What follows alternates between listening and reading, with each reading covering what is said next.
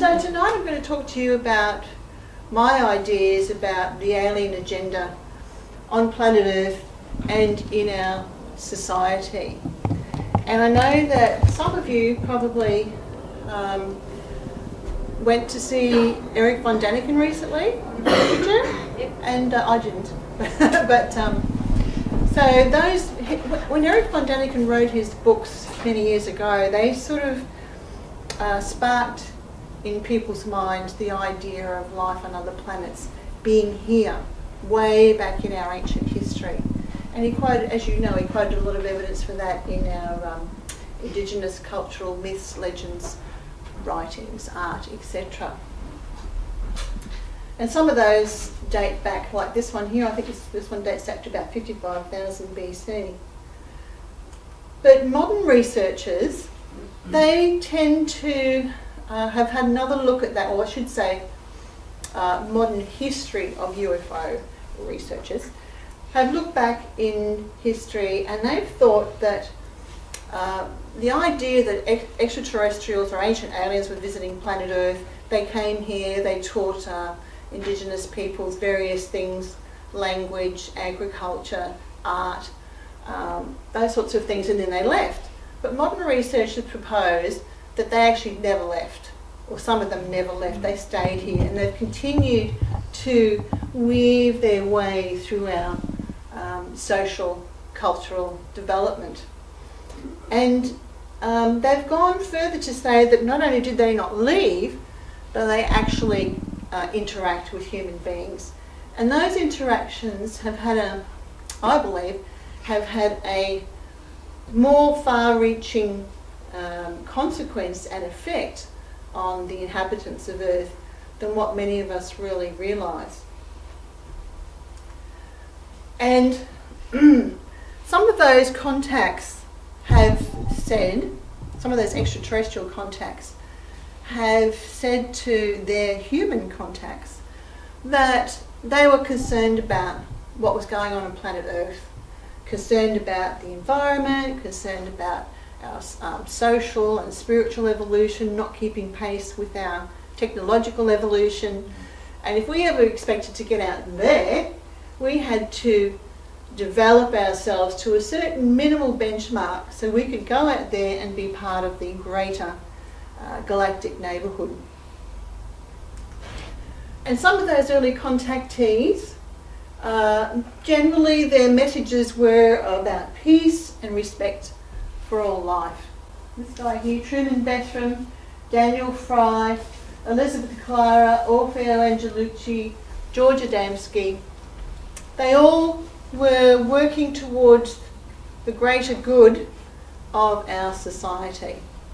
And Daniel Fry, for example, he was very concerned about peace. After his contact experiences, he organised a group called Understanding. And if you read through some of those newsletters, which aren't available now, but we happen to have some in my home in our records, which go back many years, if you read all of that, it's all about peace. So it's very much coming from a peace advocate position. George Adam, or what about Elizabeth Clara? She actually worked in World War II in helping to decipher some of the German messages that were coming through. So she was, in her own way, being part of, I guess you could say, she was socially concerned about what was going on at the time and she wanted to partake in that. George Adamski too, he actually ignited people's minds. As you know, he had close encounter experiences of his own with this gentleman here, referred to as Orphon, and George Adamski would promote his extraterrestrial contacts as the Space Brothers. And those Space Brothers were concerned about what was going on the planet immensely. And they came here and gave messages to put down our weapons, basically, stop exploding atomic bombs, you don't know what you're doing when you split the atom. And by the way, when you explode bombs on planet Earth, the volcanoes on Mars erupt. So basically we have no clue what's really going on out there when we do something here, because we don't really understand the interactions and the vast connections of all the planets in our solar system. So he was going around the planet to various countries, igniting the minds of people about these sorts of issues. And that was all during the 50s and 60s. And those people were definitely changed by their experiences. And some of those people who aren't listed here went on and established spiritual organisations too. And that often still happens today with modern close encounters too. People become spiritually engaged after their experiences, whether they actually set up an organisation or they just become, that happens to them at a personal level, either way. But that was during the 50s and 60s.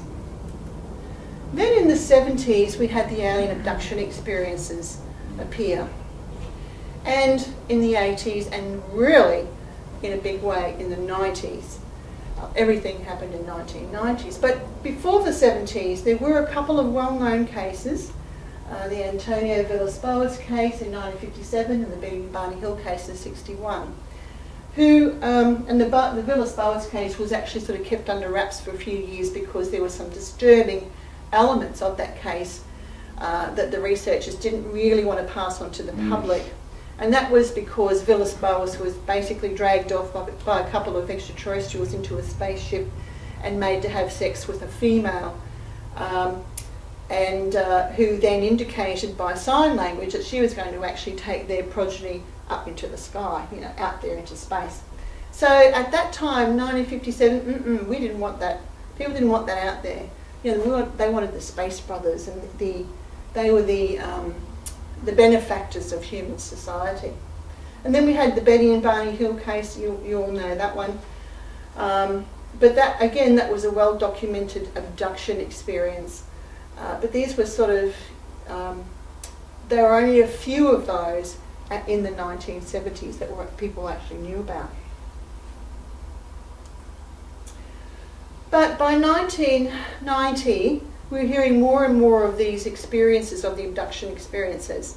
By the 90s, people wanted to know more about how prevalent these alien interactions were, in particular alien abduction experiences.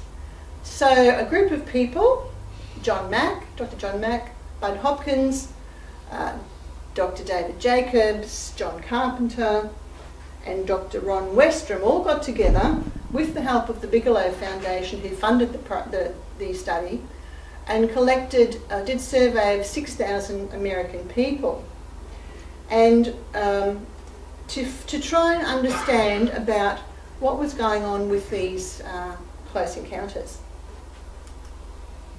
And they had 5 main indicated questions, and what they would do was done by the Roper organisation. They'd have every month they'd do a survey, and they could, if someone wanted to use their services, they'd tack on or you know, intertwine some of these questions that people are looking for. And they had these indicated questions: waking up paralysed with a sense of strange person nearby, experiencing a period of missing time of 1 hour or more, feeling that you're flying through the air, seeing unusual balls of light in a room, and discovering puzzling scars on your body. Now, they believe that those 5 main questions were the ones that would point to people having close encounters. But there were others: seeing a ghost, feeling as if you left your body, seeing a UFO, having seen a terrifying figure as a child or adult, having vivid dreams about UFOs, and hearing or seeing the word Trondon. And that last question was just a bit of a furphy, just to make sure that people weren't going tick, tick, tick, tick for yes, yes, yes, yes, okay? So they inserted that, but only, I think 1% of people actually came up with that. So they worked out after that survey, that huge survey, that 2% of the population were actually experiencing close encounters. Now in Brisbane, that's 40,000 people.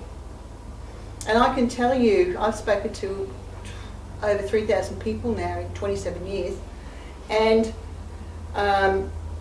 only about somewhere between 500 and 800 maybe now, people have actually come forward with close encounters.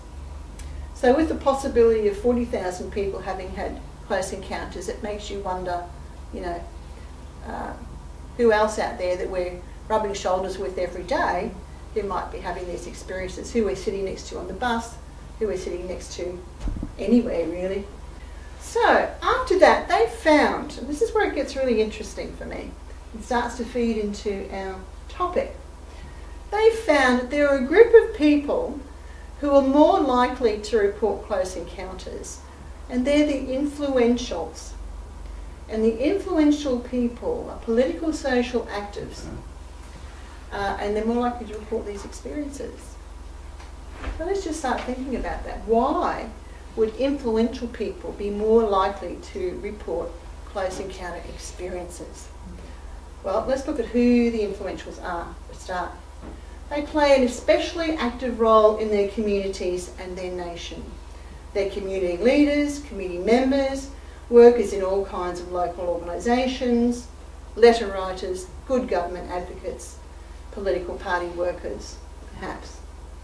But those people who are playing roles in our society are more likely to have close encounters. Just let that sink in for a bit. Predominantly they're in their 30s and 40s, married with children, wealthier than most Americans, better educated, 43% of university graduates compared to 20% of the total population in 1991. Okay? And then the trend setters rather than the trend followers. Again, these are the people who are more likely to report close encounters. Why? Let's go back to the contactees. Well, guess what? They played those roles in their time. They were people who got involved in social concerns and activities. They wanted to change the planet. For example, society, I should say, I've included Betty and Barney Hill here. Now, I don't know if you know it, but Betty Hill was an activist her whole life. She was involved in the civil rights movement. She was involved in, I had a list of them, but and her personal wealth was funneled into organisations like UNICEF and other groups like that. And there's a list of them I've got. But so she was very involved in changing her society, how people think, what they behave, how they behave. So in the 50s and 60s, we had all this revolution going on.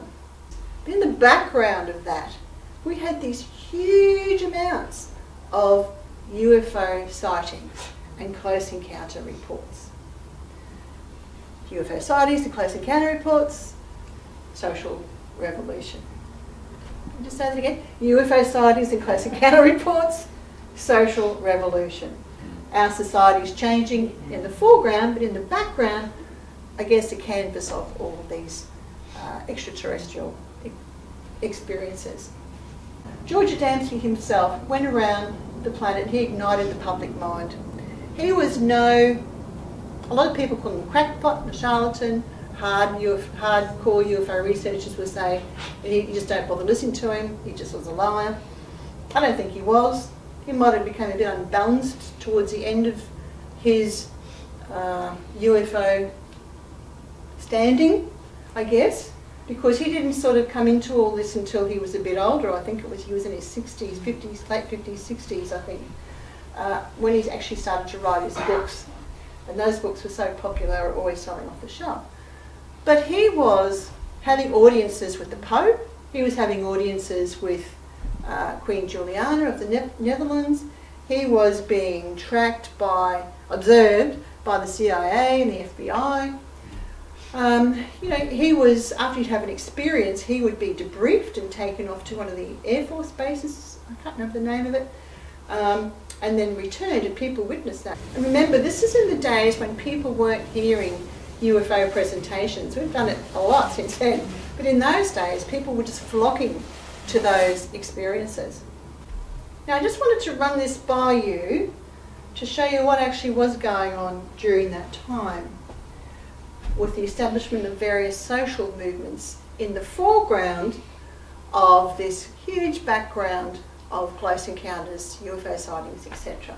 And make no mistake, if extraterrestrials or beings, some of these spacecraft could actually be living beings, can disguise themselves, as we know at various times, you've got to wonder, why do they make themselves available to be seen by the population? And interestingly, when we went to the exhibition this week and we watched the sheepdog trials, the sheepdog was very clever, very intelligent animals, and all they had to do was just make eye contact with the sheep to make the sheep respond.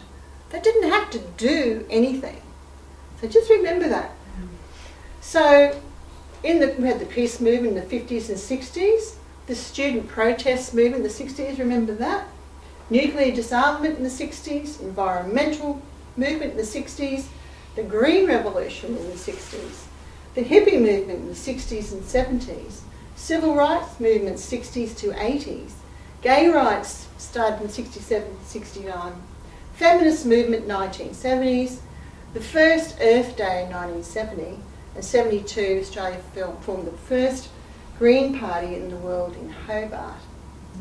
So during that time there was a huge change of people's perception and reassessment, reevaluation of what was important, where they wanted society to go. And they could see, well, they didn't like it was going that way, they wanted to head this way. And you know what? Not much has changed. We'll get onto that in a minute. But let's just talk about the mechanics of change for a minute. Let's just say there are extraterrestrials who are trying to guide us in our social evolution. Would you come in and sort of just boom like this with trying to get people to change? Well, I'd say no, because if you're trying to do that, if there was any change, it would be very short term. It'd be like Band-Aid change, really. So what I would do if I was an extraterrestrial and I wanted to have an effect on a society to go in particular directions, I would already be assessing where in society that change, no matter how small, is taking place. And then I would prompt and move and direct those parts in a positive way, so that without the people knowing at the time that that social change was being done from an external source, that it would be happening nonetheless. Okay, so if you wanted to hide what you were doing, you would follow the path, no matter how small, that's already going that way. And you would move, like the sheep with the dogs, herd them gently in that direction. That's how I see it anyway. And that would make more sense, it's a smarter way to do it. Now, people who have experiences, close encounter experiences, undergo huge transformations. The contactees did, and so do people today. And those transformations are quite complex, but interestingly they all go in a particular direction. They don't go like this. Everyone goes in their own direction and they evolve individually, in their own case, on their own path, out in like a starburst. They don't. They all start to come together and evolve in one direction, which I find very interesting. So they develop a greater appreciation for all life. Some people actually become vegetarians. In fact, there's a tendency for people who have close encounters to be vegetarians. They're more self-accepting. They have a greater concern for others. They have less need to impress others, less materialistic. Strongly increased concern for planetary and social issues.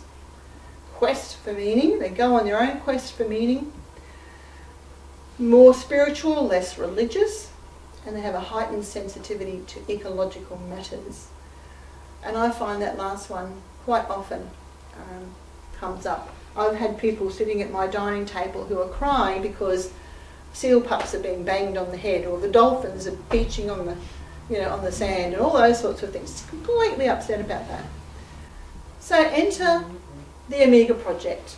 And this is a book by Dr. Kenneth Ring. It's about near-death experiences, UFO encounters, and mind at large, which changed my understanding of the UFO phenomenon when it came out. Now, the background to this is Ken Ring, Dr. Ken Ring, was one of the early pioneers of, he helped to establish the International Association of Near-Death Studies. But sometime in the 80s, he was approached by someone who said to him, Bud Hopkins, I think, no, not Bud Hopkins, someone, he said, you really need to read Whitley Strieber's book, Communion. So he did. And he found there were a lot of similarities between people who report close encounters and people who report near-death experiences, in that they have the experience and then they undergo this transformation, and the transformation is very specific, very much like what I just pointed out to you before. And he believed that NDEs might be a catalytic event in human evolution, serving to jumpstart the human race to a higher level of spiritual awareness and psycho-spiritual functioning. Now what he did was he surveyed 6,000 people as well who'd had near-death experiences. And he found, he also surveyed people who'd had close encounters, don't ask me, maybe it was a combination of two, sorry. The 6,000 in total was near-death experiences and close encounter experiences. And he found they were very, very similar, except for the initial experience. Okay. In World War II, or after World War II, UFO reports increased, and they increased immensely. And the official Air Force figures per year, you can see 1940 to 46, very low amount, but after the war, they averaged 550 reports a year, peaking in 1952 at 1,501 reports. 1966 recorded 1,060 reports. In 1967, John Keel reported that during that period, the North American Newspaper Alliance reported 10,000 published reports. Because what I showed you before is what the military numbers, what the Air Force numbers were. But this is what was actually going on, right? They reported in the United States, out of which the Air Force listed a meagre 1,060. Sorry, I might have had that wrong. It might just be America. Yeah.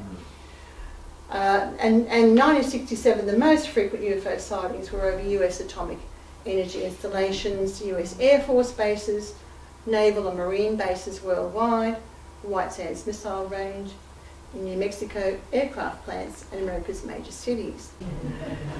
So at the time, in 1967, UFOs were definitely interested in what we were doing that could kill people, cause harm to planet Earth, to our environment as well. Mark Sutton, he was an anti-draft advocate, and I like this quote from him. He said, "Change comes from the fringes of society where the real beginnings and the real discoveries often take place." And I believe that's true, because on the fringe of our society are people who have close encounters often, right? And I know that because some people, or many people I've spoken to over the years, who've had close encounters, don't exactly fully reintegrate into our society, because one, they've got a story to tell that is not well received often, or believed, and two, because they feel so different because of their experiences. So they don't really quite know where to fit in exactly, okay? And as you can imagine, having close encounters, that just upsets your whole world. It makes you reassess everything. Everything from relationships, to work, to your personal identity, everything. So, people are having close encounters. We've got the contactees, right? We've got the people from the abductees, and they're all having they're having extraterrestrial contact. Some of it positive, some of it not so positive, but they're all changing in similar ways. And I find that interesting too. In fact, people that during the 90s that I've spoken to who had close encounters, they changed in a positive direction eventually, despite their experiences being very troubling and traumatic. And I find that interesting too. So, here's another piece of the puzzle. Enter the cultural creatives. Now, I don't know, have anyone heard of the cultural creatives? No? Okay. All right, well, this was a book that came out a few years ago now about how 50 million people are changing the world. And it was by Paul Ray and Sherry Anderson. And they studied what they believed was this new movement, this grassroots movement of people who were changing our society. And they said cultural creatives were a quarter of the population. They care deeply about ecology and saving the planet. They care deeply about relationships, peace, social justice, authenticity, self-actualization, spirituality and self-expression. They're inner-directed and socially concerned. They're activists, volunteers and contributors to good causes. Starting to sound a bit familiar? 60% of them are women, and at the core of the group it's a ratio of 2 women to 1 man. Their greatest concern is the environment. And I read this and I thought, wow, this is really interesting. This is starting to sound very similar to what I was just telling you before, about the types of people who are the influentials, who the Roper report discovered were more likely to report close encounter experiences. Cultural creatives see ordinary people as mystics, believe in voluntary simplicity, have green and green values, they're unjobbing so they can live a more authentic life, making a living while making a difference, returning to the spiritual values of our ancestors and perceive Earth as a global village. And I can tell you, those are values that people who report close encounters that I have spoken to over the years, they share those. So, the cultural creators in the 60s represented less than 5% of the population. In the 1990s, they represent 26%. In 2010, they represent 33% of the population. And it's in this group of movers and shakers where you'll find the majority of people who report ET contact. Starting to come together a little bit more, right? So I'm proposing that there are people in our society who have close encounter experiences. They tend to be these influential people who are the good government advocates, the committee members, the letter writers. They are the change artists, and those change artists are the cultural creators, and they're forming a new paradigm. And I believe that that comes from these people who report close encounters, and they're being changed, and because of that our society is being changed. So I think there's a quiet revolution afoot. I think that, I don't know why, I'm not sure, but I think it probably goes back to the beginning where people, extraterrestrials or whoever they are, beings, have told human beings that we need to lift our game to be able to go out there and become part of the galactic neighbourhood, really. Is it a cosmic nudge? Well, I'll leave that for you to decide. I think it is. And I think it's been going on for a very long time. And if any of you have been watching the Ancient Alien series on TV, have any of you watched that yet? Or DVDs, whatever? If you should buy it, it's fantastic. You get it from JB Hi-Fi.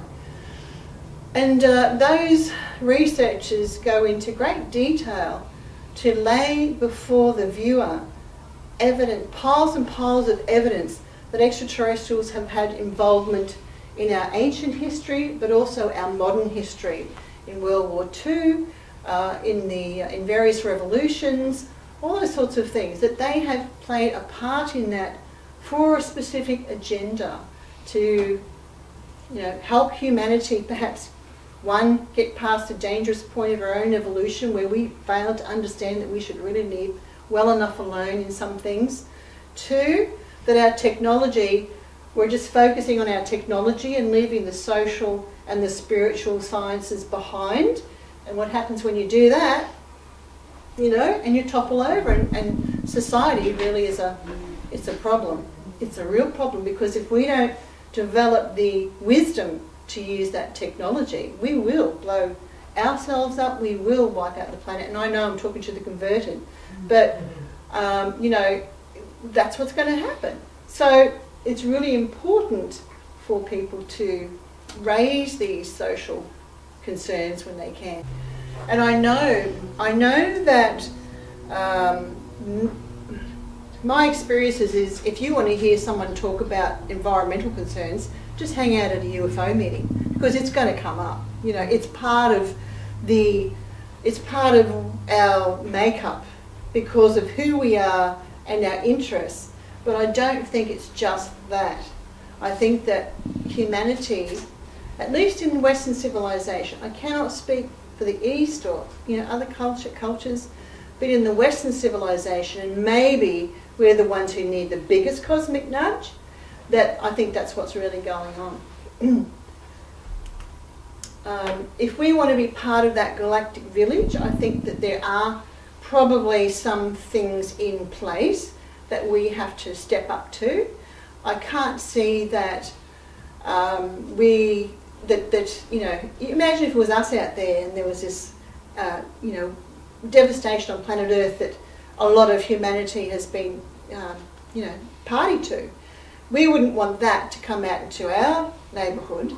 So, I mean, we just turn our nose up at people who got crap out in the middle on the front yard. You know, don't want that out. We're in our street to be nice. Thank you very much. So, if we want to be, you know, if we want to get out there in the galactic neighbourhood, then maybe we need to step up our game as well.